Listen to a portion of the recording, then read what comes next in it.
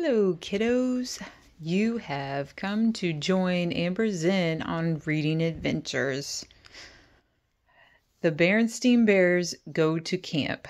First Time Books by Stan and Jan Berenstain. It's vacation time. Hooray, hooray. Let's spend it outdoors. Let's get away.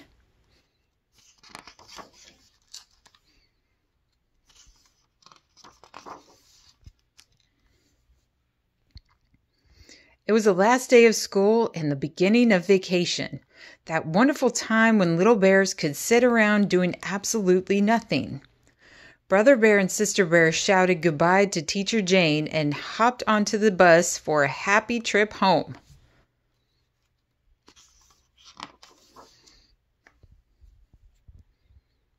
Well, asked Mama Bear after a day or so of vacation, "Are you enjoying sitting around doing nothing?" "It's great," said Sister. "Absolutely," said Brother. "There's just one trouble with it," added Sister. "There's nothing to do."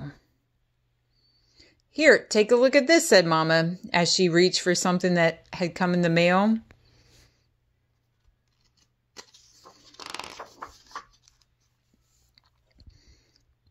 This is what it looked like. Tired of sitting around doing nothing? Come to Grizzly Bob's day camp. Summer fun for cubs of all ages. Swimming, canoeing, arts and crafts, sports and games, nature study, fully supervised.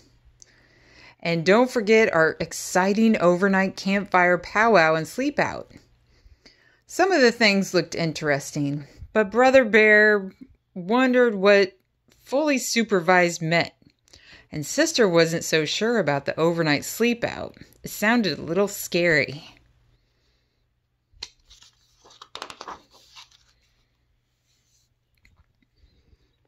"Where is this camp?" asked Sister.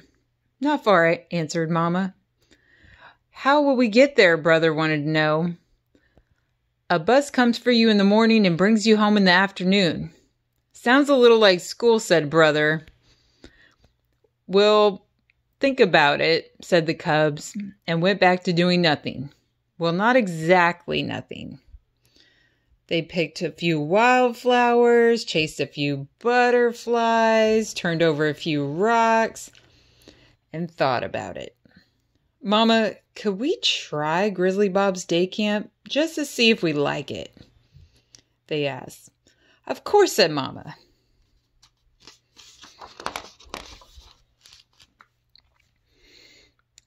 A couple of mornings later, Brother and Sister were in camp shorts and t-shirts, all ready and waiting when the bus came.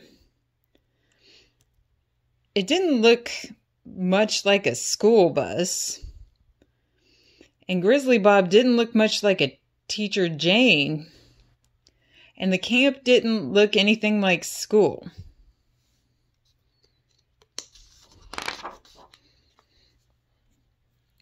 Grizzly Bob had built his camp beside a lake at the edge of the forest. There were log buildings, a flagpole flying the camp flag, a big bulletin board with the camp rules. And there certainly were a lot of rules. Some interesting paths, a roped-in place to swim, and there was even a big red canoe.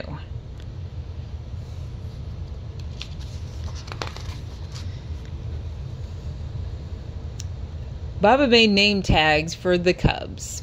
"You're campmates now, so you better get to know each other," he said. Then he took them on a tour of the camp. There was an office with a desk where he did his paperwork, and a first aid corner full of band-aids and things for cuts and bruises. There was a rec hall to go into it when it rained. Rec was short for recreation.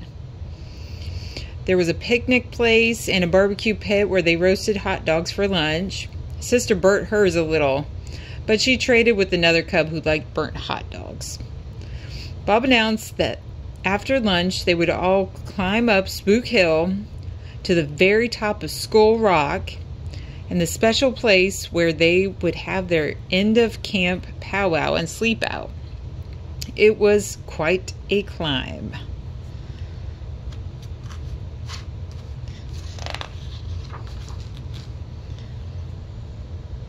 That evening, Mama and Papa Bear were eager to know how the cubs liked camp. "It was okay," said Brother, "but they sure have a lot of rules." "It was all right," agreed Sister. "They sure have plenty of Band-Aids and stingy stuff for cuts." But what they were both thinking about was Skull Rock and that end of camp sleepout, especially Sister.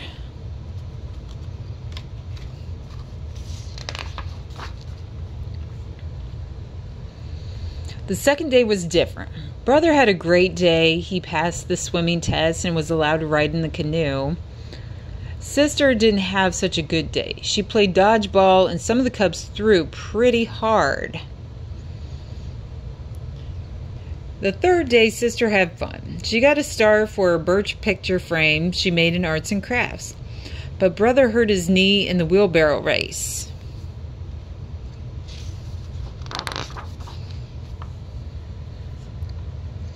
The fourth day, both of them had fun. And every day after that, so much fun they forgot about Skull Rock and the sleepout. Almost.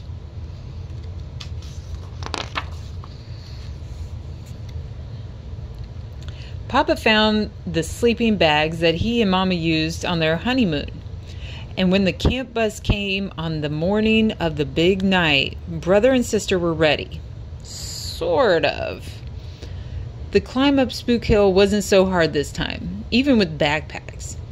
The cubs were strong and tough from the summer of camping. Tomorrow would be field day, the last day of camp, when their parents would come to watch their games and contests and see awards given out. But for now, all the cubs would think about was the big sleep out. It was just beginning to get dark when they reached Skull Rock.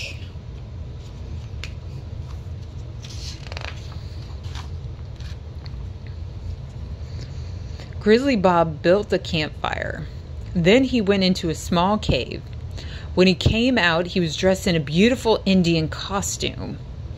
Then the cubs sat in the semicircle and the powwow began.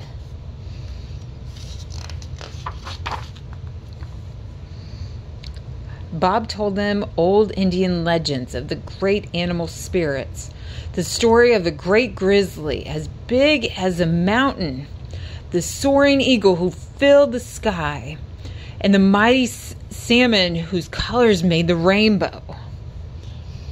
As Bob told the stories, the cubs could almost see the wonderful creatures in the firelit smoke as it curled up into the night sky.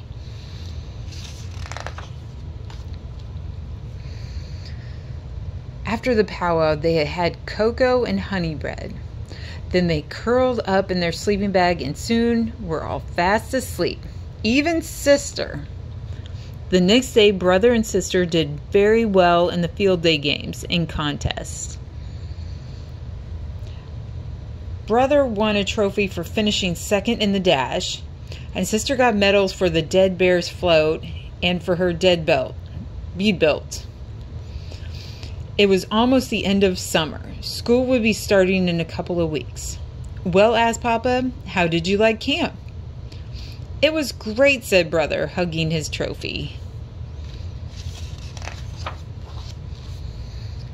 "It was great," agreed Sister, wearing her medals proudly. "But you know something? After Grizzly Bob's day camp, school will be like a vacation."